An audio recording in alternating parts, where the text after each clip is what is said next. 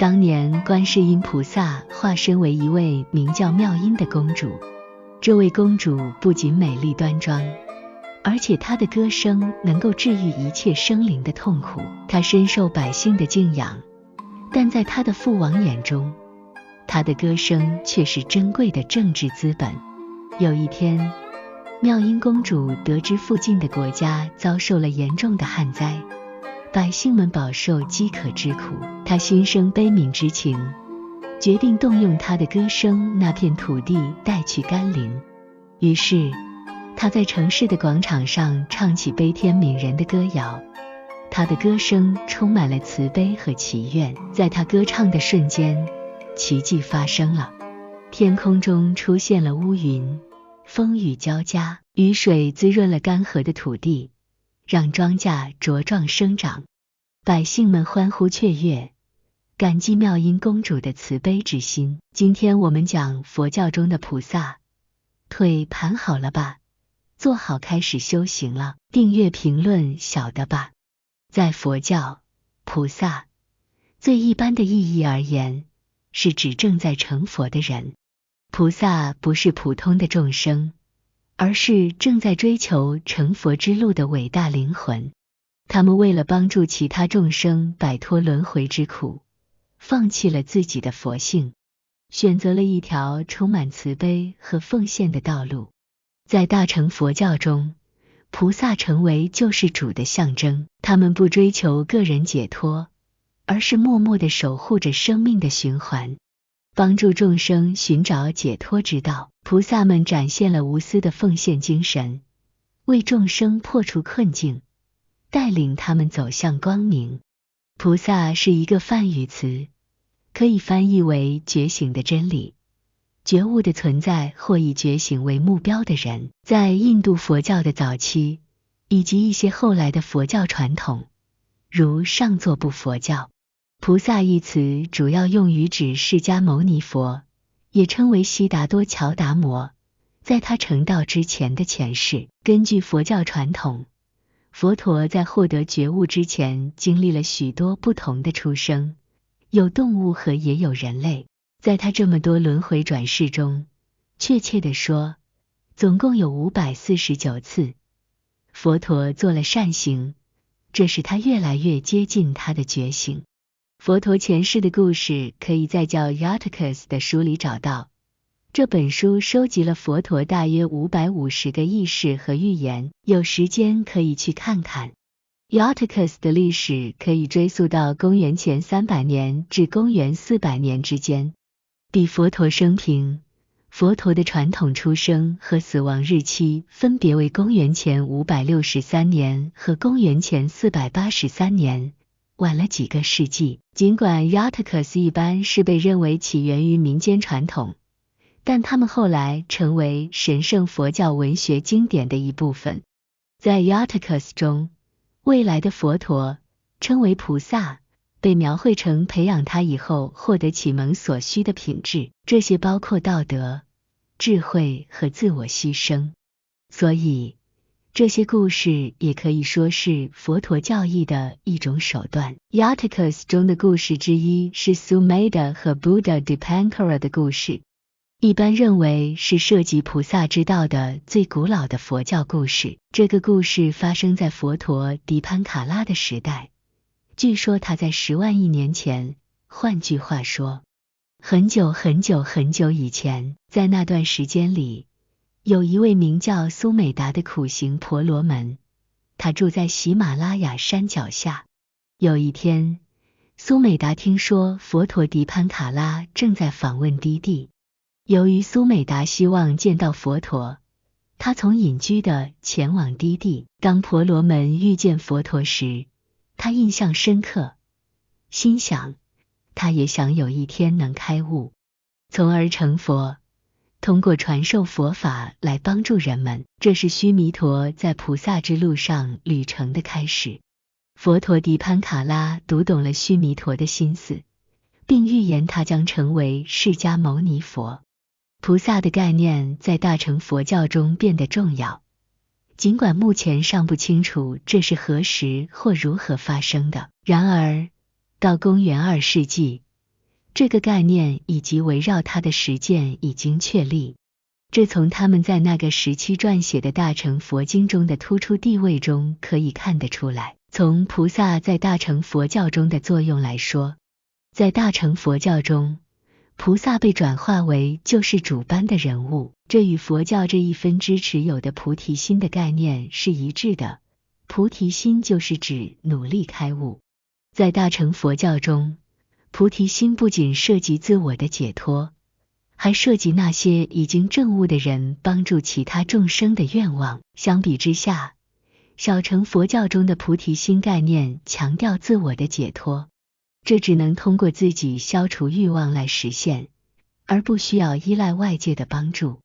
大乘佛教教导说，任何人都可以立志成为菩萨。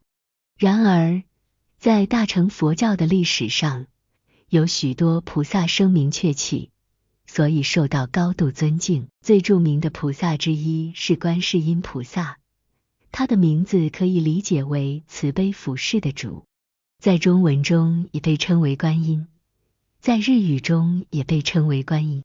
顺便说一句，在东亚，这位菩萨是从男性转变为女性的。据一般推测，在中国，观世音菩萨获得了道教女性神灵的特征，尤其是西方的王母，这可能促成了她转变为女性。观世音菩萨被认为是诸佛慈悲的化身，可以说是佛教传说中最受欢迎的人物。他不仅在大乘佛教中受到爱戴，而且在佛教的上座部、金刚乘和密宗分支中也受到爱戴。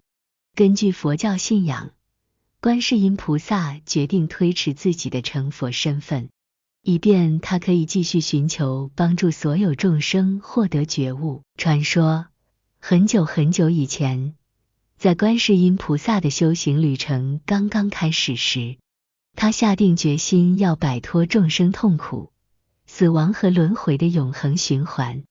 他发誓，如果他尽管竭尽所能仍感到沮丧，就愿意为了众生的福祉而献出自己的一切。有一天，观世音菩萨成功通过佛法的教导清空了地狱，尽管这是一项巨大的成就。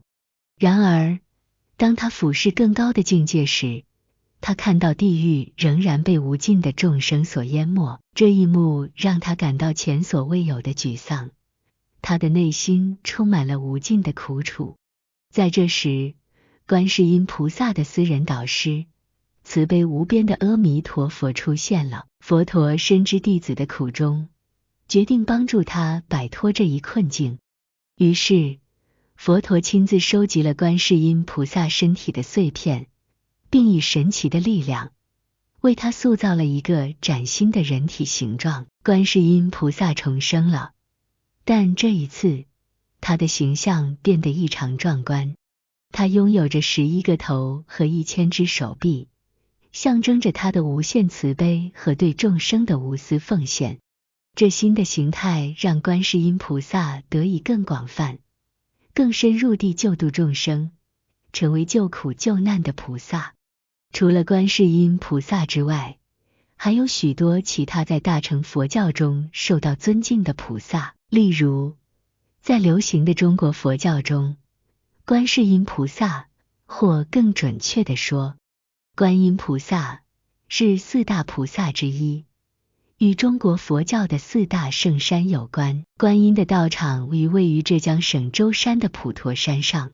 其他3位大菩萨是地藏王菩萨、Kshetragarbha、文殊菩萨、Manjusri 和普贤菩萨、Samantabhadra。Kshetragarbha 在中文中被称为地藏王菩萨，在日语中被称为 Jizo， 以及他神圣的九华山，位于安徽省。Kshetragarbha 是地狱界众生的菩萨和保护者。根据一个故事， Kshetragarbha 是一个年轻的婆罗门女孩，她的母亲刚刚去世。由于女孩的母亲经常诽谤佛陀的教义，女孩担心自己会转生到地狱，因此她开始虔诚的行善，并将她收集的功德献给她的母亲。有一天，他被佛陀或海魔之王带到地狱界去见他的母亲。那里的一位监护人告诉女孩，由于她的虔诚行为，女孩的母亲已经从地狱中解脱出来，并重生在一个更愉快的地方。在她的访问中，女孩看到无数众生在地狱中受苦，因此她发誓要释放他们所有人。只有当所有的地狱都被清空时，她才会成佛。在东亚，Kshetragarbha从一个女孩变成了一个男人。与大多数其他菩萨不同，Kshetragarbha传统上被描绘成佛教僧侣。他的属性是一根法杖，他用它来强行打开地狱之门，以及一个 Chintamani， 一种实现愿望的宝石，他用它照亮了黑暗。文殊菩萨在中文中被称为文寿或文殊，他被认为是智慧的菩萨。他的圣山是山西省的五台山。这位菩萨的梵文名字意为高贵而温柔的人，这反映在他的肖像画中。文殊菩萨通常被描绘成一个右手拿着剑，左手拿着般若波罗蜜多，意为智慧圆满经的年轻人。有时，这些属性会被莲花、珠宝或权杖所取代。文殊菩萨的座驾是狮子，象征着他的王子和无所畏惧的天性。除了智慧，文殊菩萨还与诗歌、演说和写作有关。据说文殊菩萨是释迦牟尼佛的弟子。最后， Samantabhadra 是修行和冥想的菩萨。在中国叫普贤菩萨，日语中被称为 Fugen。 四川省的峨眉山被认为是他的道场。在一个故事中， Sudana 通常被认为是 Avalokiteshvara 的弟子，与 Samantabhadra 相遇。在相遇中，菩萨教导须达那，智慧的存在只是为了实践，只有利益众生才是善的。普贤菩萨经常与文殊菩萨一起修行，智慧和修行齐头并进。此外，两位菩萨与释迦牟尼佛一起组成了释迦牟尼三位一体。普贤菩萨以制定十大戒而闻名，十大戒构成了菩萨的基础。这些戒律包括向所有佛陀致敬和尊重，忏悔恶行和恶业和转移一切功德和德行，以利益一切众生。与其他三位大菩萨不同，三昧菩萨很少单独在艺术中被描绘出来，相反，他经常作为释迦牟尼三位一体的一部分出现。普贤菩萨很容易被认出，这要归功于他的坐骑，一头长着6根象牙的白象。大象代表佛教面对和克服一切障碍的力量，而6象牙则象征着克服对六感的执着。除了这4位菩萨之外，还有很多其他的菩萨。实际上，不同的佛教传统和经典都有不同的菩萨群体。这个领域的中心是八瓣殿，4位菩萨被放置在佛像之间。大殿内的菩萨有观世音菩萨、文殊菩萨、三昧菩萨、弥勒菩萨，其中最后一位被认为是未来的佛陀。当释迦牟尼佛的教义完全腐朽时，他会重新宣讲佛法。再举一个例子，在法华经中给出了被视为地间菩萨的菩萨名单。人间菩萨被认为是从人间出现的无数菩萨，他们受释迦牟尼佛的委托，传播法华经。菩萨是佛教史上的一个重要概念，尤其是在大乘佛教中，佛教的美德，尤其是慈悲，体现在这些菩萨身上。这反映在菩萨推迟自己的觉醒，以便继续他们拯救一切众生的工作，并引导他们走上觉悟的道路。所以讲，难怪他们如此受人尊敬。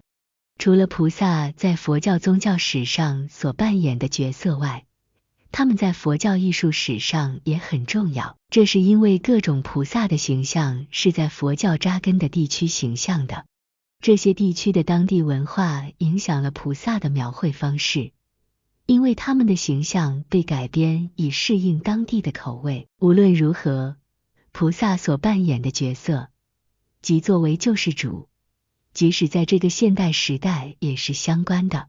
这就是为什么他们今天仍然受到佛教徒的尊敬。阿弥陀佛，今天就讲完了，别忘了订阅、点赞、评论我的 YouTube 频道，小的吧，善哉善哉。